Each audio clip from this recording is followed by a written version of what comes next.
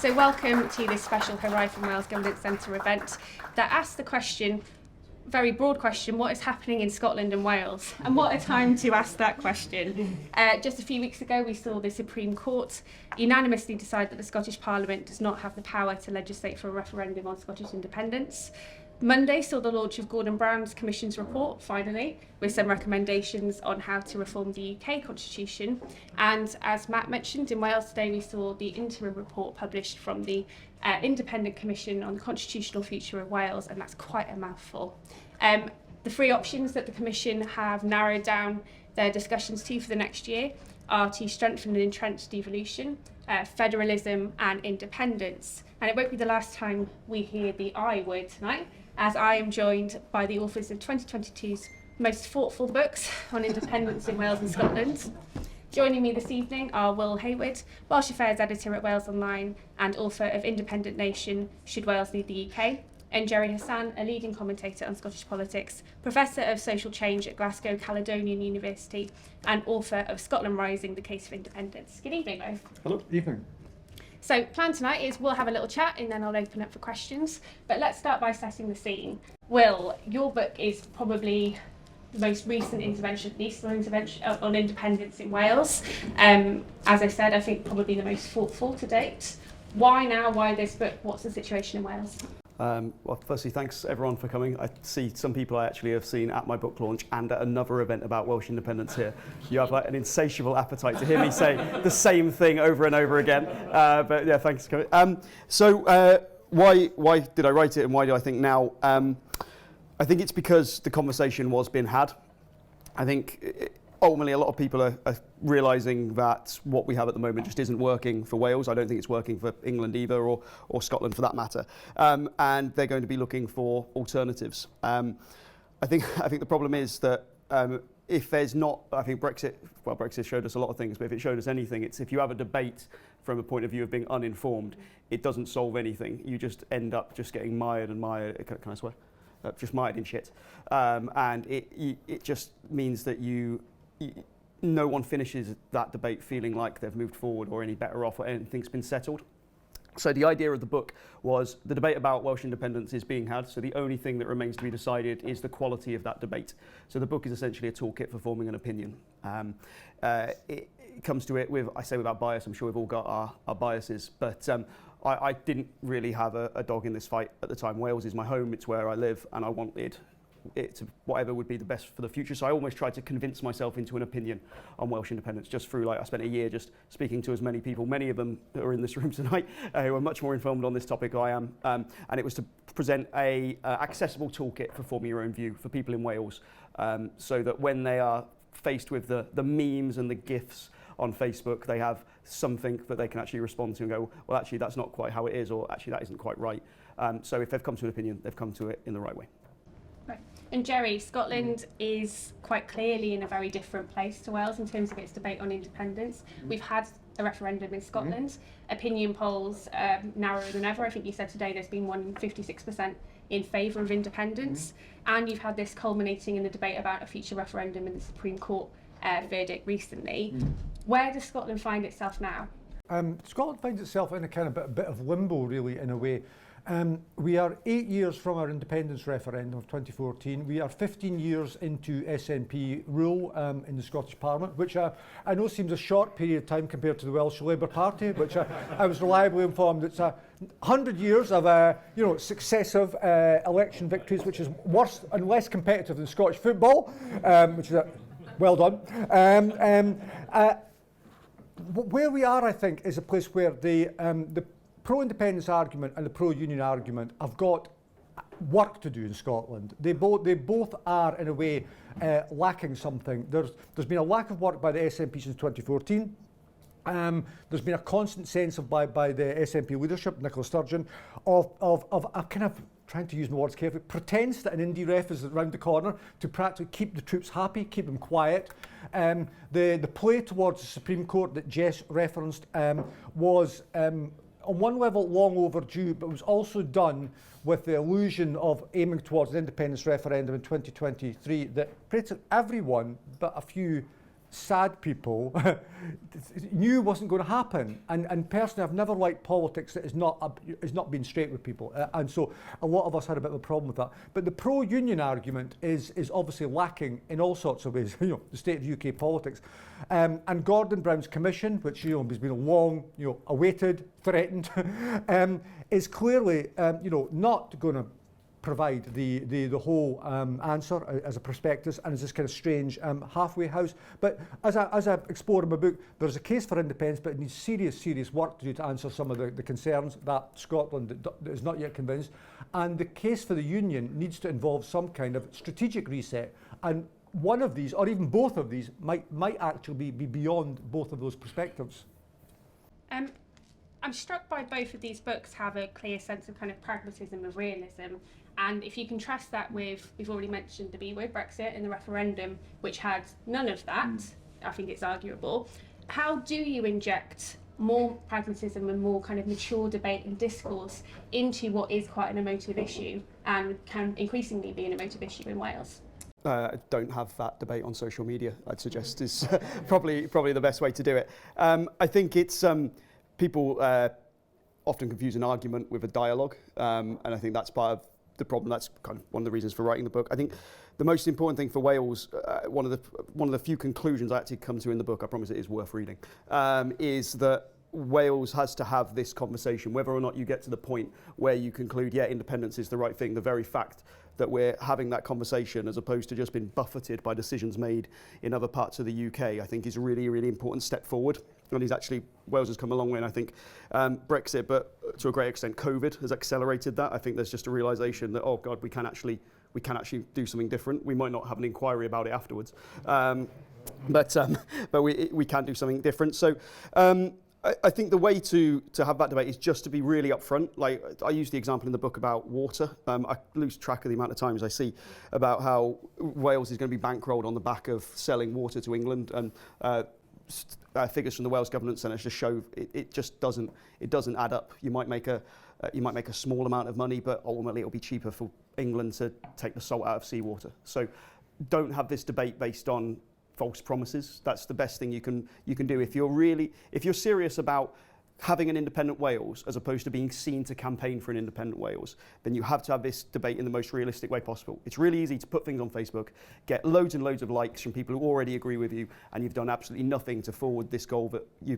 pretend to care about. If what you want is an independent Wales, the biggest thing you can do is to confront the real challenges it faces, in my view. And Jerry, do you find that those lessons have been learned since the 2014 referendum? Well, no, in the most valuable part. I mean, one is just to take an obvious example, the SNP are the dominant party in Scotland. They want to remain that, and everything they do is on maintaining that show, just like the Scottish Labour Party did before that.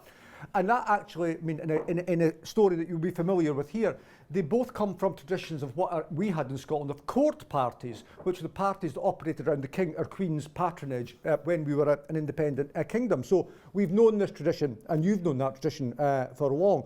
But underneath that, since 2014, the dominant narratives talk about yes and no. Scotland is not yes and no. These are not binary tribes facing each other. That we are not even a 50-50 nation, because there's constantly change and flux and churn going on all the time. So you have things like a term I came up with in the independence referendum was a term called the missing million, which is the Scots that hadn't voted for 25 years. And those people turned out in the independence referendum. They turned out and voted for the first time in 25 years. So the layers of who is the political constituency is constantly changing and churning. And an independence supporter and blogger, a friend of mine, said this spontaneously in a pub one night with no preparation. She just came up with it. She said, "There are no such thing as no voters. There are only people that voted no." And I just said to her, "Do you prepare it?" She said, "No, I just came up with it." And it is absolutely brilliant, because if you think about it, it's about not labelling people. It's not, as lots of SNP politicians do, label every person that voted no as a yoon, as a British nationalist, and vice versa. Parts of no say that about yes, everyone is a Scottish nationalist and a Braveheart and so on. So underneath those dominant voices that we were talking about, there's just an awful lot of nuance and shades of grey. And for the side that will establish a convincing majority, that's the Scotland they need to address. You're not going to win people over by calling them Yuns or Braveheart Scottish nationalists. It's finding different languages for different constituencies. Yeah, I just echo that. I mean, at the start of the book, I pretty much, I say we can all agree on almost everything. We all agree that we want less child poverty in Wales. We all agree we want a more functioning Wales, which serves the people here better. The only question is that we might disagree on is how you get there. And I'd be open to actually anything that got us to that point. So I try and come at the book from a very, from a point of view of utility. What's the best for Wales? And if you have that conversation, you're sharing like 90% of your ideals. It's just how you get there. I think obviously if you want to bring it down to things like identity, it gets a bit more confusing. There's some people I met who, if I said that an independent Wales would have just been like that scene in Monty Python when the Holy Grail, when they're just lying in the mud, just throwing around. If you said, yes, there'll be an independent Wales, they'd have taken it. But I think most people, if most people already thought that, we'd already have support for independence. The thing you need to convince is all the people who don't already agree with you. And you do that by showing them how their lives will be improved. I'm going to dig into that point about improving people's lives. Jerry, in your book, I was really struck by the detail. Save the Children, I think, did a report, and they found that a child born in 2013 in one part of the outskirts of Glasgow had a life expectancy of 28 years longer than a child born on the other side of Glasgow. Well, in Wales, 34% of children are living in poverty. Is this the question we need to answer in this debate around independence and Wales and Scotland's constitutional future, is how we actually tackle these problems of inequality that are deeply entrenched in our society in the UK, and we all agree, it just isn't working. It fundamentally is. I mean, what I say to people all the time in independence meetings is, and people are very receptive to, independence has work to do to convince that Scotland not convinced, and independence cannot be about, the SNP cannot be about the status quo. It has to be about change. And believable change, not something that's some pie in the sky thing. And in that, it's got work to do on the economy, it's got work to do on democracy. Our democracy can't be, we measure, Scottish Parliament good versus Westminster bad. That's a terrible measurement, I mean, who's going to start from there? And the point you're making about social justice is the distributional consequences of what we have done as a devolved set of institutions have been to deliberately not redistribute towards those that need. Under Labour and the Lib Dems, and now under the SNP. So we need to have that conversation about inequalities, and then whether we can, as a nation, build and mobilise the political will to address that. And these are complex things. So the figures you quote, they're actually in a way complex, because as all things are underneath them. But it's not as easy as Andrew Neil, or Fraser Nelson, and they had berating Scotland by saying, oh, your life expectancy is the lowest in Western Europe and it's at a level of Iraq. These are, and the SNP have thus failed. The SNP have failed on some of this, that is true, but it's deep, longitudinal, generational issues that have resulted in us having these health inequalities. And that then implies that, Andrew Neil's always going to say that, but that some of us, in some parts of our politics, have mature conversations about these things. And just as a final point about this, what it comes down to, in part, political will, but for some people, independence is an end in itself. That's the principle, the Scotland why not argument. I personally never liked that argument because it doesn't really get you anywhere. Lots of nations are not independent, and you don't get a majority that way. Independence as the means to an end of the kind of society that addresses these things is what some of us are interested in. And that then means political will and work, but that's what a large part of the independence coalition is about. They're not Scottish nationalists, they don't want to be framed as Scottish nationals, they are social democrats who have, for now, given up on the United Kingdom.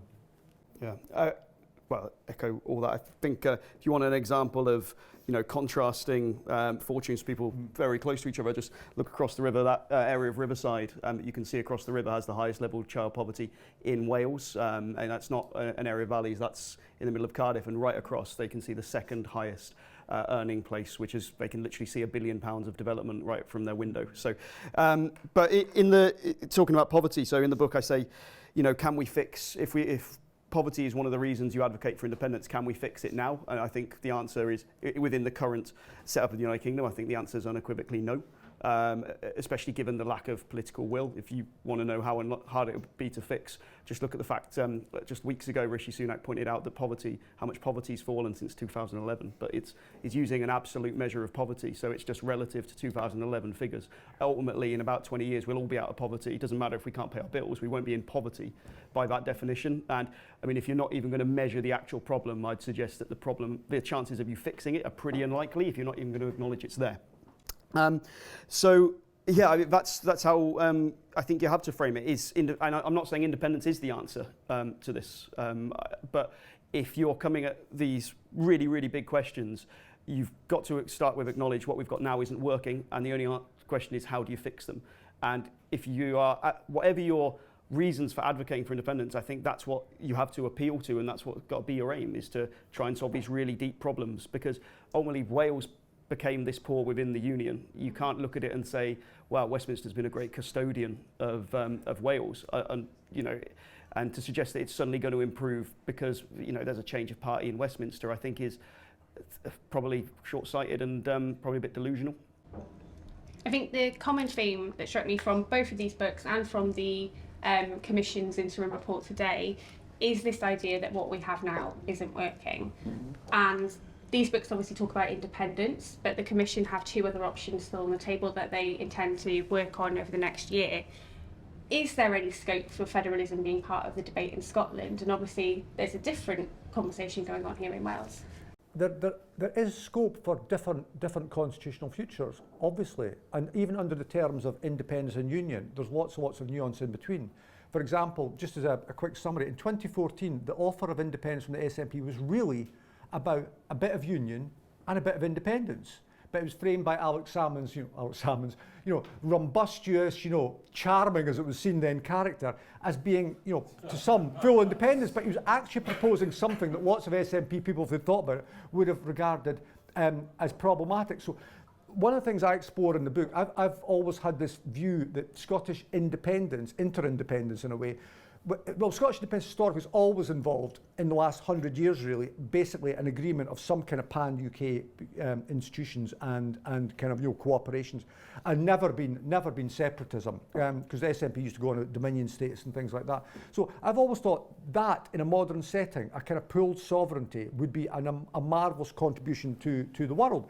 But that hits the buffers, or hits the problem of, what about that English political tradition that doesn't, at the moment, have any real like of that? So we have to deal, in any set of situations, independence, federalism, with the question of England.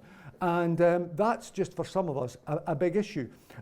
Gordon Brown's report, yet again, he used to talk about near federalism, now he's not near federalism. And really, you cannot bring about constitutional change, I think, within the British system at the centre that is a halfway house. You have to remake what I call, it's still an imperial centre, it's still an empire state. It's a state that is not about the well-being of us, its citizens. So that needs to be changed. And if it could be done by a kind of quasi-federalism or a confederalism, a lot of us would be fine with that if it worked for the citizens of the people, the citizens of the UK. Yeah, I spoke to lots of people, well, hundreds of people over the course of the research, and I think I said to a lot, what would you prefer? Is it easier just to try and reform the UK than go for Welsh independence? And some people said, yeah, maybe it is. Others would said, well, if we want to see change, if we want to see that in Wales, if you want to get independence, you only have to convince most people in Wales.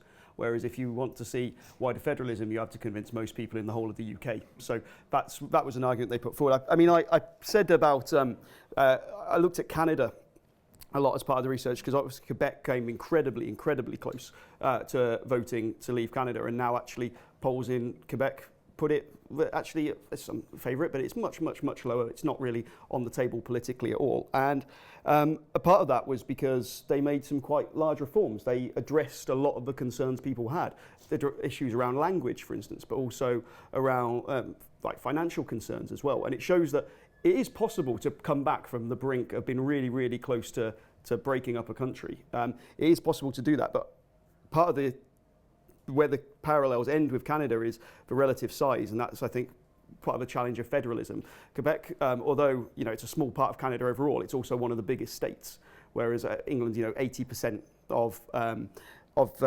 the UK, and if you wanted to then break that up into regions, how do you even start doing that? How do you even define that? Is Wales then a region within a UK, the same as like the Northwest? I don't know how that kind of sits with me actually. But a lot of people I spoke to said actually, like kind of real diehard indie supporters said, the reason we've kind of even formed Yes Cymru is because someone needs to take the maximalist position. Somebody needs to be saying, this is to push for this, so that at least you might get some concessions. I think because of the Welsh independence debate has been going on for centuries, but I think it's only become really truly mainstream in the last 5-6 years. And I think that now that it has become more mainstream, a lot of people are very new to it. Views aren't entrenched, and I think quite not small, but some concessions now would actually move a lot of people are at the moment in an independence camp because they just see no hope in the current UK into kind of accepting alternatives which aren't independence. So, question for you then, and I suspect we might have very different answers from either side of the table here. If Labour get into government at a UK level after the next general election, do things shift? Yes, they do. They do, and I think it's a good thing. Firstly, a Labour government coming in 2024. I mean, look at the economic, social, and democratic state of the UK. It's absolutely pining for change, and I wish that government could be a success. I think it would face huge challenges. Obviously, how it goes further than the Blair Brown government, if we can call it that, is it like a dual monarchy? On just economic, social and the democratic and the partial constitutional reforms will be a big ask, because I think it would have to build a coalition that was wider than Labour won in 97, because remember when Labour won in 97 there was going to be the potential coalition with the Lib Dems that Blair balked from, and it would have to be deeper as well, because New Labour was a compact with the Conservative Britain that Blair feared. But it would move the Scottish debate in lots of ways, and what it would do, which is good, is like that 15 years of SNP dominance, they have faced less and less challenge till now. They had, the brief moment of Ruth Davidson as a Scottish Tory star, challenged him a bit, then she blew up, or Brexit blew her up, or whatever. And the Labour Party has been flatlining and going backwards for a period, and then now, because of state of the UK Tories, there's a little bit of life there perhaps, and all political monopolies need challenge, and that Sturgeon version of the SNP, and somebody in the SNP put it to me last week that the big divide in the SNP isn't about independence or confronting Scotland's big choices. It's people like Nicola Sturgeon who grew up knowing the SNP lost elections and experiencing that and having a hunger to win, and people, the new gang, that have only experienced winning. And they just think they're the new insider class. And I think that version of politics, the latter, always eventually, well, fortunately in the UK, comes a cropper. And having a bit of a challenge will be a good thing. And I think Labour can, either they can remake this union, which is a tough ask admittedly, or if they don't, and if they don't remake it economically, then that brings independence, which won't have gone away, brings it back live, and as a catalyst perhaps to a different kind of SNP politics under the post-Sturgeon leadership. If you talk about politicals, monopolies needing challenge, I think everyone in Wales is like, would a Labour win affect independence in Wales? I think in terms of support for independence, I actually think not having a Conservative government would be, in terms of support for Indy, would completely erode a lot of people who've come to it in recent years. Would it actually affect the overall issues that underpin the problems with devolution? I think that remains to be seen. I'd be sceptical that it's going to tackle all the real issues that underpin what I think are the merits of the independent movement. I don't think they will be tackled by it, but I think in terms of widespread support of people who've come to independence since 2016, I think it would quite significantly move the polls away from support for independence, at least initially. I suspect we could also see a new Thick of It series about the tensions between Welsh Labour and UK Labour if they did actually win that election. I want to dig back into kind of the realities of what independence would look like. We've already touched on poverty, but the economic arguments are going to be key. I think you quoted someone in your book, Jerry, that said it's the economy stupid post referendum. We've recently seen a report basically arguing that Wales's fiscal deficit wouldn't be as much as suggested previously, because Wales wouldn't have to pay for pensions. I think that's widely disputed. What lessons can be learned from kind of these arguments that are disputed? I'm trying to put this politely. How do you tackle kind of these discussions and debates that are kind of widely disrefuted or debated in a kind of mature way, and put proper information out there? Right, well, you need to tackle it in a mature way, and you need to tackle it in an immature way as well, let me put it like that. Because one is really, there's part of the Independence Coalition want to debate, you know, the whether there's actually a fiscal transfer, and get into like trying to destroy the GERS figures in Scotland, you know, not even caring the fact they're Scottish government figures produced by their own side, you know. Now, admittedly, in GERS figures, you know, how you territorialise public spending involves problems and all that. But there is undoubtedly a fiscal transfer takes place. And so one of the things you have to do, there's a couple of levels of things you have to do here. One is, there has to be a debate about what the Scottish economy is, because as a quote in the book, there's the Scottish economy that's not measured in these figures. So the UK economy is an economy in the global context that sits massively outside the UK. You know, the outsourced UK, the offshore arrangements, the shell companies, etc. And Danny Dorling at Oxford has said it's something like 7 times the size of GDP. This is the UK. And we have no measurements of any kind for this in Scotland, because Scotland's got financial centres and so on. But he said to me that it could be something in the region of 4 times the size of Scottish GDP, the Scottish economy in the global context. So what I'm saying here is we have to have some proper research done that isn't just like taking the figures of the current economic model, that isn't just talking about, you know, Barnett consequentials and so on. And the other thing is where I was serious when I said about immaturity here. You've got to deal with the reality of politics. The £350 million lie on the bus, on the Brexit bus, is the sort of thing that will be, because there is a transfer. So in the next referendum, it'll be £1,900 transfer.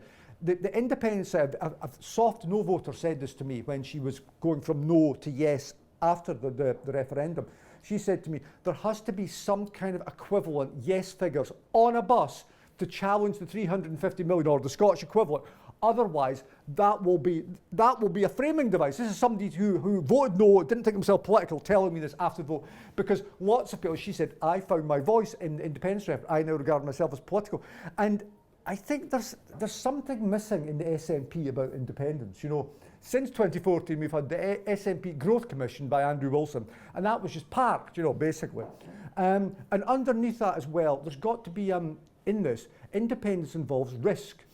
You know, obviously, and one of the big things people are against independence for now, that are soft no voters, is it worth it? Is that pain worth it? You know, what gain do we get for the pain? Completely legitimate view, and so independence has to, as well as having some economic answers and figures, has to embrace doubt, which it didn't in 2014, and the politics and psychologies of risk, because people don't like risk and loss in life. We know that they measure loss, you know, they can see as more, they need more gain to offset against the loss.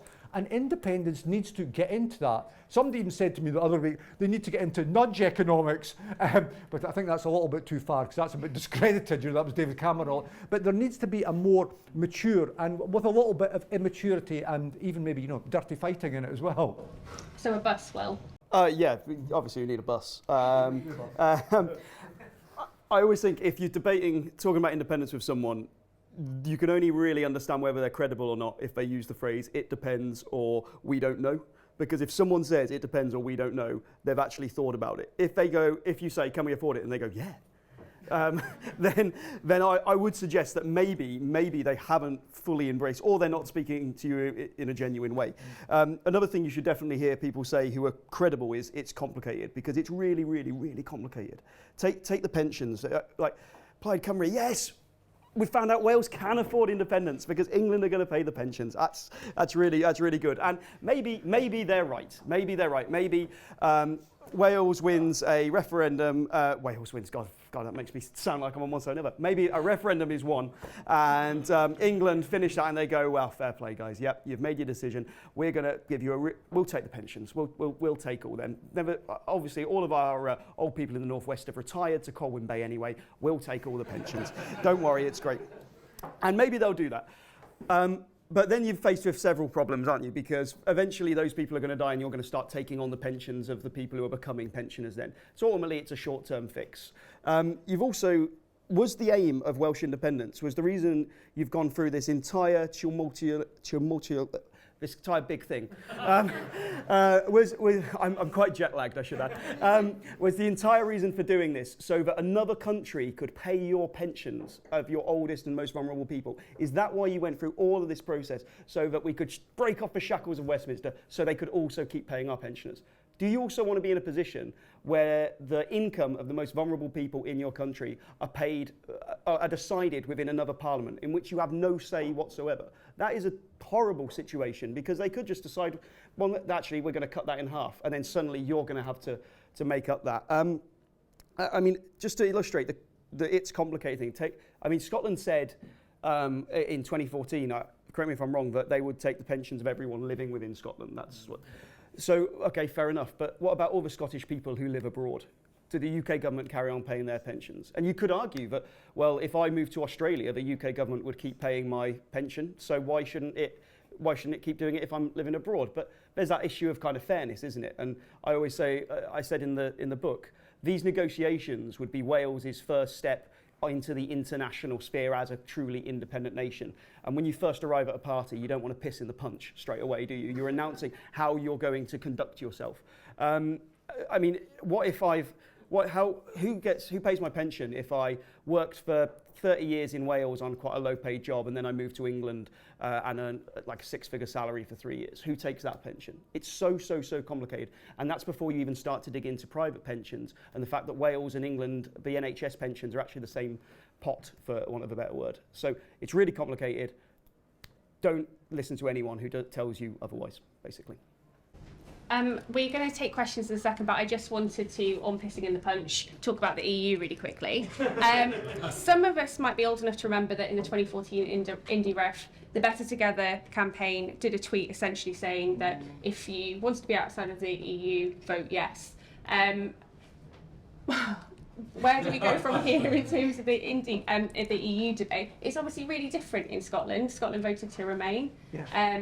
I think your book makes a quite compelling case for being an independent Scotland within the EU. Wales arguably makes a compelling state for if there is an independent Wales, it should probably not be within the EU. And I'm not going to mention the porous border because Richard's going to cry. But where do we go in terms of the EU? Yeah, it was funny because in terms when you deal with absolute passionate Europhiles, I was doing a debate last Wednesday for Compass, and I was doing it with Anthony Barnett, and he was Open Democracy, Charter 88 and all, and he was gently, I would say, berating me for not being absolutely Europhile enough in my book, because I think he wanted me to staple myself to the European flag or something. And it's a big issue in Scotland because Scotland, 62% voted to remain in the EU. And it's one of the main drivers of people that are going from no to yes is the EU issue.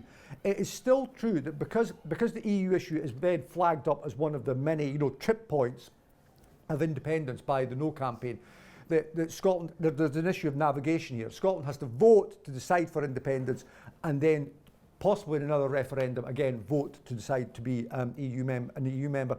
And in that, that's two sets of negotiations we get, and also the EU membership brings up the issue of the border, the border becoming even more a spectre, and the border will be used as a spectre. And I still think there is a chance that, I think we will have another independence referendum at some point, although it might be a sort of semi-circuitous kind of like zigzag route to it. But I still think there's a chance that the issues of those details, the currency, the borders, and EU membership, may trip up the yes side. That Scotland may be actually sort of half wanting to vote for independence and pull itself back at the last minute, which in some respects could be the worst of all worlds. I naively thought that in 2014, because I always knew basically that No were going to win, that a vote that got as close as it did would be a kind of like, a sabre up the back end of the British establishment. I was trying to be as polite as possible there, and it was even one of my reasons for voting. What's not good about terrifying the British establishment? Marvellous. And I even caught in the last week when the two polls showed yes ahead, you caught people in public places, this was not my imagination, sharing like the fact we were terrifying the British political establishment and had collective power. And I thought then that having felt that, people would want, to go further, exercising that.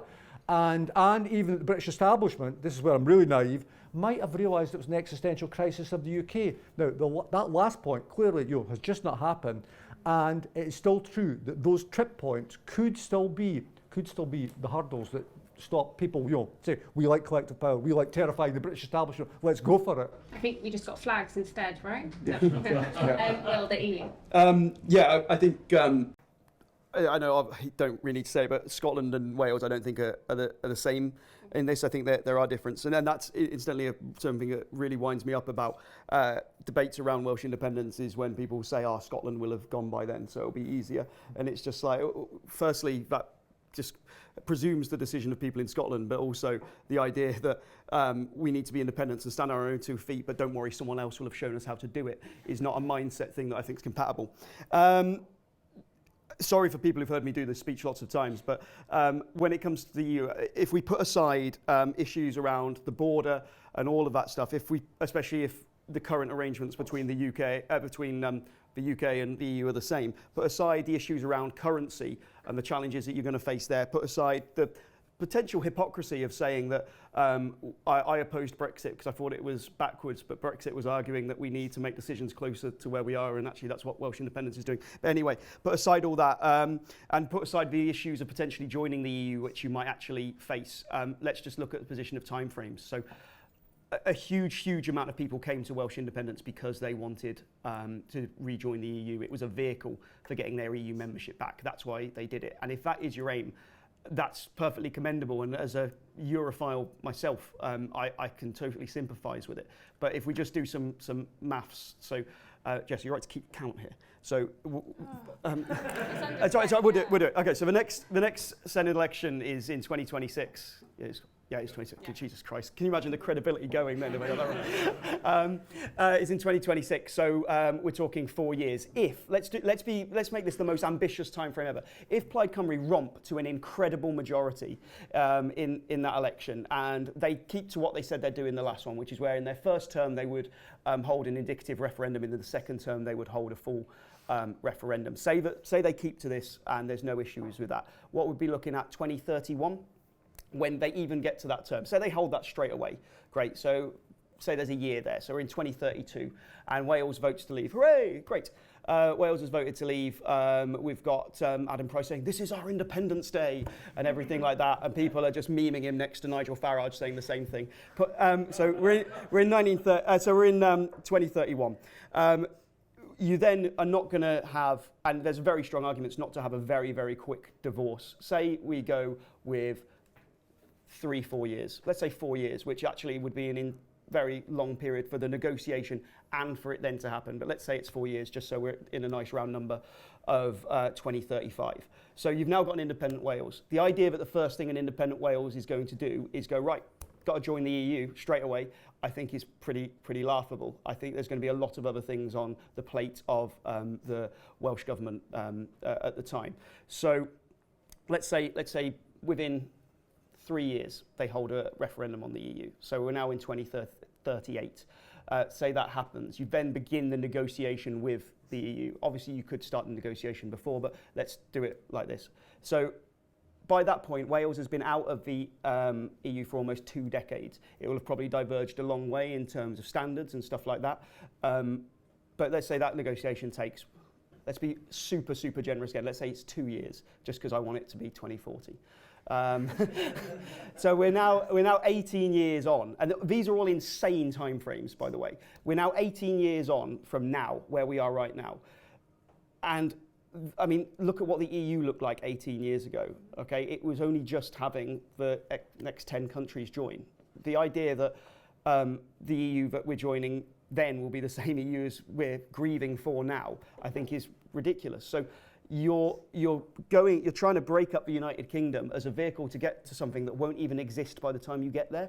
And I think that could be a completely reasonable target in your head, and that could be what you want to do. But I think if you are selling it as we need an independent Wales because that will give us our EU membership back. I think that's a really flawed way of approaching it, and I think there's much stronger arguments for an independent Wales than addressing that. Great, that's a nice point to end on. Let's take some audience questions. We had one over there at the back. Is there a mic coming round? So, I'm not pro-independence. I don't speak Welsh. This is not why I'm here. Why I'm here is my dad had a heart attack a few weeks ago. He's now on a waiting list. And what I was trying to understand was, wow, how is the NHS in this mess? What I would like to understand is, I think Labour are on the journey. I definitely think they are definitely reforming really quickly. Problem is, how do you get a general election quicker than what we're doing? Because the problems and the NHS and things are happening now, today. They're affecting my dad, probably affecting a lot of people in this room, personally, whether it be mothers, fathers, wherever. Now, that's what I care about, and that's why I want Welsh independence, or Labour in government, or someone just to fix the NHS. Do you have any thoughts on how We'll take a couple of questions and then we'll come back to the panellists. I think there was one over here as well. Hi, so I'm Larissa. I'm with Wales Government Centre, and the idea for independence, and I speak as a foreigner, is we are already not being able to make decisions that are needed. So even with representation, and I say this with a lot of quotes, as she mentioned, we already can't make the decisions that we would like to make, as that's why it led Scotland to its referendum, and it's leading Scotland to wanting a new referendum. And she has an issue with the NHS. I'm an immigrant, so being an immigrant in Wales, but I'm actually dependent on UK legislation that that Wales can't decide on and Scotland can't decide on. So what I want to talk about really is not necessarily independence, because this is an island nation. We are codependent, we are frontier, we are together, but there are issues in terms of Scotland thinks differently as a nation. It acts differently. Wales does so as well. So rather than we need to be independent for European Union, but we need to be independent for our own decisions, but maybe have we considered other alternatives such as Mercosur?